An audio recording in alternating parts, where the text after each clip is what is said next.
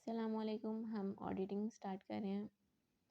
Auditing में हम chapter 1 start कर रहे हैं। यहाँ पे मेन कंसेप्ट के साथ साथ हम इंशाल्लाह पास्ट पेपर्स भी डिस्कस करेंगे। चैप्टर 1 है introduction to assurance services. Assurance services को यहाँ पे हम ऑडिट भी ले सकते हैं for the timing. Origin of assurance services क्या है, एश्योरेंस सर्विसेज की क्या ज़रूरत पेश आई, कब ये इनका इंट्रोडक्शन हुआ, ये सब हम डिस्कस करेंगे। स्टार्ट में जो थी जॉइंट स्टॉक कंपनीज नहीं थी, तो लेकिन जैसे ही इनका जैसे ही कंपनीज जो थी वो इंट्रोड्यूस करवाएगी, तो मेन प्रॉब्लम आई कि यहाँ पे कुछ लोग ऐसे थे जो ओनर्स ऑफ द कंपनी थे, लेकिन उनके पास अमाउंट तो थी इन्वेस्ट करने के लिए, बट एक्सपर्टीज़ नहीं थी कि वो कंपनीज को रन कर सकें। इसलिए उनको कुछ ऐसे इंडिपेंडेंट पर्सन की ज़रूरत पेश आई जो कि उनके बिहाफ में उनकी कंपनीज को रन कर सकें, जिनको हम मैनेजमेंट और डायरेक्टर्स कहते हैं, और शेयर होल्डर्स जो हैं वो पैसे इन्वेस्ट करते हैं। इसीलिए यूजुअली मैनेजमेंट और डायरेक्टर जो होते हैं वो शेयर होल्डर से सेपरेट होते हैं। अब हम बात करेंगे आगे कि शेयर होल्डर जो हैं जब वो अपने कंपनीज में पैसे इन्वेस्ट कर रहे हैं, तो उनको इस बात की एश्योरेंस भी चाहिए कि उनकी कंपनी जो है वो true and fair view present कर रही है, उनकी कंपनी की financial statements true and fair view present कर रही हैं। और ये एक्सपेक्टेशन उनको मैनेजमेंट से होती है, क्योंकि मैनेजमेंट जो है उनके बिहाफ पे कंपनी रन कर रही है, और मैनेजमेंट जो है वो कुछ इंसेंटिव्स और प्रेशर की वजह से अगर कंपनी अच्छी नहीं चल रही है तो बाज़ औक़ात वो बेस्ट व्यू दे देती हैं और ट्रू एंड फेयर व्यू नहीं देती। शेयर होल्डर जो कि पैसे इन्वेस्ट कर रहा है, उसका बहुत कुछ स्टेक पे है, तो उसको ट्रू एंड फेयर व्यू चाहिए कंपनी का।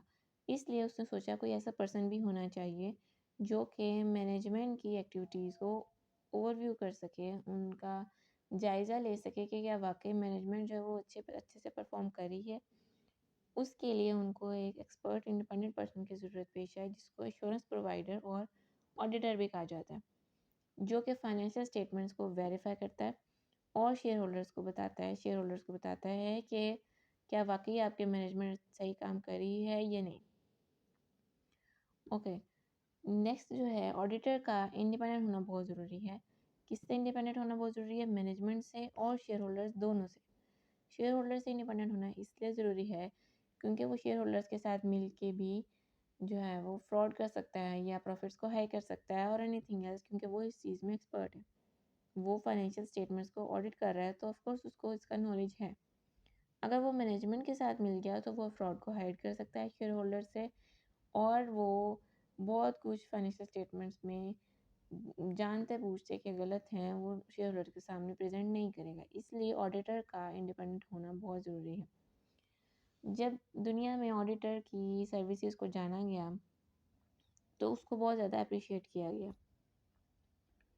इसी वजह से जब शेयर होल्डर्स की या ऑडिटर की सर्विसेज को जाना पहचाना गया, तो आहिस्ता आहिस्ता मोस्टली कंपनीज ने ऑडिटर को हायर करना शुरू कर दिया, ताकि उनको इस बात की एश्योरेंस मिल सके कि हमारी कंपनी जो है वो अच्छी चल रही है और इसकी प्रोग्रेस अच्छी चल रही है। उस सब चीज़ों को इन्हेंस करने के लिए उन्होंने ऑडिटर को हायर करना शुरू कर दिया। आजकल जो है वो एश्योरेंस एंगेजमेंट जो है वो 2 वजह से हो रही हैं। एक तो ये है कि वो स्टैट्यूटरी एश्योरेंस एंगेजमेंट्स है, रिक्वायर्ड बाय लॉ हैं। लॉ ने कह दिया है कि इन कंपनीज़ ने जो है ऑडिट करवाना ही करवाना है। एक तो इस वजह से एश्योरेंस एंगेजमेंट्स परफॉर्म हो रही हैं, और दूसरा है non statutory companies. Non statutory assurance engagements मतलब वो एश्योरेंस एंगेजमेंट्स जो कि लॉ ने रिक्वायर नहीं की हैं, फिर भी वो कंपनीज परफॉर्म कर रही हैं। क्यों? वॉलंटरली परफॉर्म कर रही हैं। क्यों? इसकी एडवांटेजेस की वजह से, ऑडिटिंग के एडवांटेजेस की वजह से वो नॉन स्टैट्यूटरी एश्योरेंस एंगेजमेंट्स भी परफॉर्म कर रहे हैं। फॉर एग्जांपल एश्योरेंस एंगेजमेंट में पाकिस्तान में बहुत सारी कंपनीज को लॉ ने कहा है कि आपने अपनी फाइनेंशियल स्टेटमेंट्स जो है, annual financial statements share holders को प्रेजेंट करने से पहले ऑडिट करवानी ही करवानी है। और नॉन स्टैट्यूटरी एश्योरेंस सर्विसेज जो हैं वो इसलिए भी परफॉर्म की जाती हैं क्योंकि इनके बहुत सारे फ़ायदे हैं। अब स्मॉल फॉर एग्जांपल जो पार्टनरशिप्स हैं, एनपीओज़ हैं या स्मॉल कंपनीज़ हैं, वो ऑडिट करवाती हैं इनके बेनिफिट्स की वजह से। ठीक है? ओके, अब हम नेक्स्ट पढ़ते हैं जी, रिलेशनशिप जो है वो और शेयर होल्डर्स में और डायरेक्टर्स और मैनेजमेंट्स में क्या रिलेशनशिप है, इनका आपस में क्या ताल्लुक है, ये हम आगे पढ़ते हैं। शेयर होल्डर्स और मैनेजमेंट में जो रिलेशनशिप है ये 3 टाइप का हो सकता है। फर्स्ट वन है स्टीवर्डशिप, सेकंड है एजेंट एंड थर्ड है accountable. Steward, agent, accountable. Okay, सबसे पहले हम पढ़ते हैं स्टीवर्ड। स्टीवर्डशिप जो है ये किसी और पर्सन की प्रॉपर्टी को मैनेज करना कहते हैं, मतलब जैसे किसी का इमानत रखवाना कह सकते हैं। जो डायरेक्टर्स हैं, डायरेक्टर्स का जो मैनेजमेंट है, इसका स्टीवर्डशिप रोल होता है कि इसके पास जो है वो शेयर होल्डर्स अपनी इमानत रखवाते हैं, पैसे रखवाते हैं उसके पास कि वो उसकी देखभाल करेंगे, look after the assets of the company and manage them on behalf of share holders. जो डायरेक्टर्स होते हैं वो स्टीवर्डशिप का रोल प्ले करते हैं शेयर होल्डर्स के लिए। वो शेयर होल्डर्स के बिहाफ पे उनके एसेट्स की देखभाल भी करते हैं और उनको मैनेज भी करते हैं शेयर होल्डर्स के बिहाफ पे, ठीक है। नेक्स्ट हम आ जाते हैं एजेंट के ऊपर। एजेंट वो इंडिविजुअल होता है जो प्रिंसिपल के बिहाफ पे काम कर रहा होता है। अब कंपनी में जो डायरेक्टर्स होते हैं, मैनेजमेंट जो होती है, वो शेयर होल्डर्स के बिहाफ पे काम कर रही होती है। शेयर होल्डर्स जो होते हैं वो प्रिंसिपल होते हैं और डायरेक्टर्स जो होते हैं वो एजेंट होते हैं।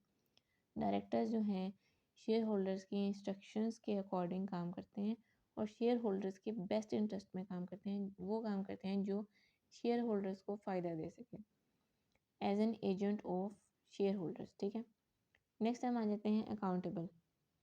जो एजेंट्स होते हैं शेयर होल्डर्स के, डायरेक्टर्स जो हैं शेयर होल्डर्स के एजेंट होने के नाते उनको अकाउंटेबल भी हैं, उनको जवाबदेह भी हैं। जो सारा साल वो परफॉर्म करते हैं उसकी अकाउंटेबिलिटी उनको शेयर होल्डर्स को देनी पड़ती है।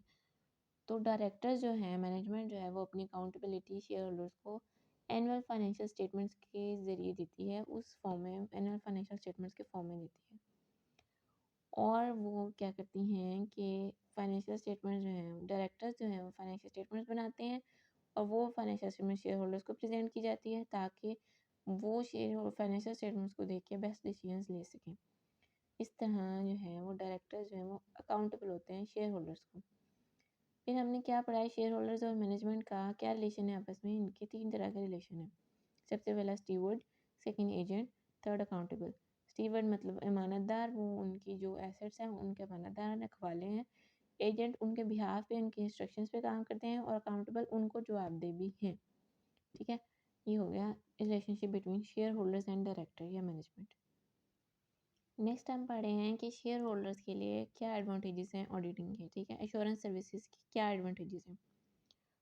अब इस पे एक क्वेश्चन हम ये रेज कर सकते हैं कि स्टैट्यूटरी ऑडिट जो है वो तो रिक्वायर्ड बाय लॉ है, बट नॉन स्टैट्यूटरी ऑडिट तो रिक्वायर्ड नहीं है, तो वो क्यों परफॉर्म किया जाता है। उसके आंसर में हम ये एडवांटेजेस भी लिख सकते हैं। चलिए इनका हम रीड करते हैं। Most of the misstatements are identified. Most of the misstatements are identified.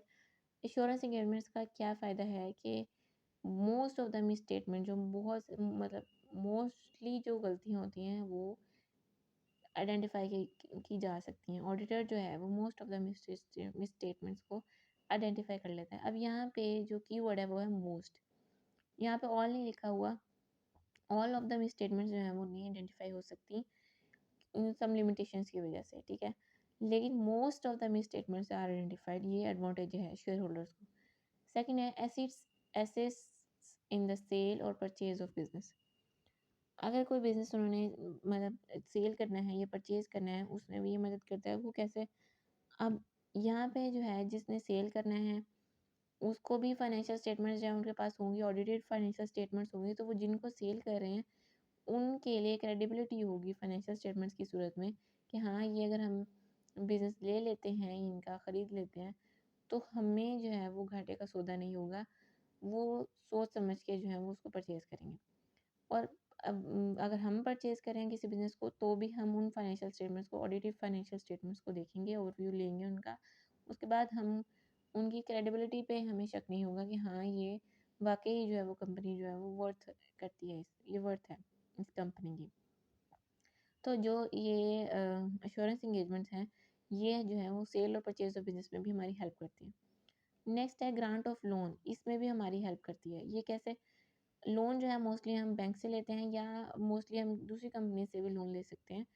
तो जब लोन लेना है उनको भी हमारी ऑडिटेड फाइनेंशियल स्टेटमेंट जो है वो हमारी क्रेडिबिलिटी प्रोवाइड करेंगे कि हम जो है वो एक अच्छी कंपनी है जो अच्छी प्रोग्रेस जिसकी है, प्रोग्रेस बहुत अच्छी चल रही है और वो उनको लोन दे सकते हैं। और हम लोन की अमाउंट उनको वापस भी दे देंगे क्योंकि हमारे इतने एसेट्स हैं। और ये एसेट्स और ये सारा कुछ एनालिसिस वो कहाँ से लेंगे? हमारे फाइनेंशियल स्टेटमेंट से। इसलिए जो है फाइनेंशियल स्टेटमेंट्स जो है ऑडिटेड फाइनेंशियल स्टेटमेंट जो है वो हमें लोन लेने में भी हेल्प करती हैं। उसके बाद है कि ये जो फाइनेंशियल स्टेटमेंट्स ऑडिटेड होती हैं ये हमारी management confirms that management is performing its statutory and non statutory duties। ज़ाहिर सी बात है जब ऑडिटर जो है वो ऑडिट करता है वो सिर्फ फाइनेंशियल स्टेटमेंट्स नहीं देखता, फाइनेंशियल स्टेटमेंट से लिंक बाकी चीज़ें भी वो देख रहा होता है। तो उससे इस बात का अंदाज़ा हो जाता है कि मैनेजमेंट जो है वाकई वो अपनी स्टैट्यूटरी और नॉन स्टैट्यूटरी ड्यूटीज़ परफॉर्म करी है कि नहीं। स्टैट्यूटरी वो जो लॉ रिक्वायर्ड बाय लॉ हैं एंड नॉन स्टैट्यूटरी वो जो नॉट रिक्वायर्ड बाय लॉ। इस बात से शेयर होल्डर्स को इसका भी फ़ायदा हो जाता है कि उनको पता चल जाता है उनकी मैनेजमेंट कैसे परफॉर्मेंस कर रही है। उसके बाद है identifies weakness in internal control system. Internal control system होता है कि जो इंटरनली परफॉर्म होता है। ऑडिटर जो है वो एक्सटर्नल होता है, एक्सटर्नल ऑडिटर जो होता है वो आके फाइनेंशियल स्टेटमेंट ऑडिट कर रहा होता है। इंटरनल कंट्रोल सिस्टम वो होता है जो इंटरनली और समटाइम्स ऑडिटर्स होते हैं उनका इंटरनली ही ऑडिटर्स होते हैं वो जो है वो इंटरनल कंट्रोल सिस्टम को देख रहे होते हैं कि क्या वाकई से काम कर रहा है कि नहीं। तो जब एक्सटर्नल ऑडिटर आता है जो कि एक इंडिपेंडेंट पर्सन है तो वो जो है इंटरनल कंट्रोल सिस्टम में भी वीकनेसेस को आइडेंटिफाई कर सकता है कि इंटरनली क्या वीकनेसेस आ रही हैं इस बिज़नेस में जिसकी वजह से जो है ये बिज़नेस ग्रो नहीं कर रहा या मिसस्टेटमेंट्स आइडेंटिफाई हो रही हैं या जो भी रीजंस होंगे वो इनको भी आइडेंटिफाई कर सकता है। ये सारे जो हैं वो एडवांटेजेस हैं शेयर होल्डर्स को जिसकी वजह से वो ऑडिट तब भी करवाते हैं जब रिक्वायर्ड बाय लॉ नहीं होता। ठीक है, तो आज के लिए हमने ये सारा कॉन्सेप्ट डिस्कस किया। अब हम इससे रिलेटेड 2 पास्ट पेपर भी डिस्कस करेंगे, 2 पास्ट पेपर के क्वेश्चन डिस्कस करेंगे। तो हम चलते हैं पास्ट पेपर के क्वेश्चन पे। यहाँ पे हमारे पास पास्ट पेपर का क्वेश्चन है, discuss the concepts of stewardship and accountability in context of limited company. अब यहाँ पे लिमिटेड कंपनी से आपने कंफ्यूज नहीं होना है। यहाँ पे स्टीवर्डशिप और अकाउंटेबिलिटी का कंसेप्ट वही है जो अभी हमने पहले डिस्कस किया है, वो यहाँ पे हम लिखेंगे। ठीक है, नेक्स्ट क्वेश्चन है, you are the senior manager in a small audit firm and your responsibilities include obtaining new clients. New head office is a small owned partnership with 3 stores. Sorry, New Health Food है. Okay, in discussing the business, you learned that New Health Food is thinking expanding to the 4th store in a nearby city but is undecided about how to finance the expansion. वो 4th branch open करना चाह रहे हैं लेकिन उनको ये confirm नहीं है कि वो उनको पैसे कहाँ से ले वो। दे आर कंसिडरिंग इधर बोरिंग फ्रॉम अ बैंक और फ्रॉम द एग्जिस्टिंग ओनर्स। तो वो चाह रहे हैं कि या तो वो बैंक से लोन ले लें या फिर जो ओनर्स हैं ऑलरेडी इस कंपनी के उनसे जो है वो लोन ले लें। The owners are 2 brothers and 2 sisters, 3 of whom actively manage 1 store each and the 4th one will manage the new store next year. Okay, X required क्या हमारे पास, explain which factors would suggest that new health food should have an audit and which factors would suggest that an audit is not required. सबसे पहले हमें requirement वैसे पढ़नी चाहिए, उसके लिहाज से फिर हमें क्वेश्चन पता चल जाता है कि हमने क्वेश्चन में क्या देखना है। ओके, अब वो कह रहा है कि हमने जो है वो न्यू हेल्थ फूड जो है वो 4th ब्रांच ओपन करना चाह रही है। ऑलरेडी जो है वो उनकी 3 ब्रांचेस हैं, 3 स्टोर्स हैं, तो वो 4th ब्रांच ओपन करना चाह रहे हैं। अब उनको जो है उसके लिए उनके पास पैसे नहीं है, वो चाह रहे हैं कि हम या तो बैंक से लोन ले लें या फिर एग्जिस्टिंग ओनर्स जो हैं उनसे लोन ले लें।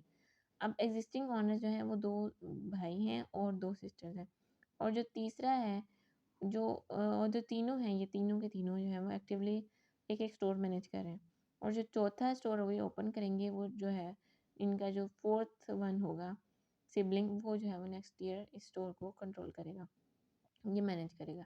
तो अब वो कह रहे हैं कि हमें बताएं कि कौन से फैक्टर्स ऐसे हैं जो हमें सजेस्ट करते हैं कि हमें ऑडिट करवाना चाहिए, और कौन से ऐसे फैक्टर्स हैं जो हमें सजेस्ट कर रहे हैं कि हमें ऑडिट की ज़रूरत नहीं है। हम इसका भी आंसर डिस्कस करेंगे। यहाँ पे हमारे पास इसका आंसर है, factors suggesting audit is necessary and factors suggesting audit is not necessary. सबसे पहले हम देखते हैं कि कौन से ऐसे फैक्टर्स हैं जो हमें सजेस्ट कर रहे हैं कि ऑडिट ज़रूरी है। सबसे पहले, 1 family member and owner not actively involve in business में रिक्वायर ऑडिट। जो एक फैमिली मेम्बर जो नेक्स्ट ईयर जो 4th ब्रांच को मैनेज करेगा वो अभी ऑनर नहीं है और एक्टिवली पार्टिसिपेट भी नहीं कर रहा है,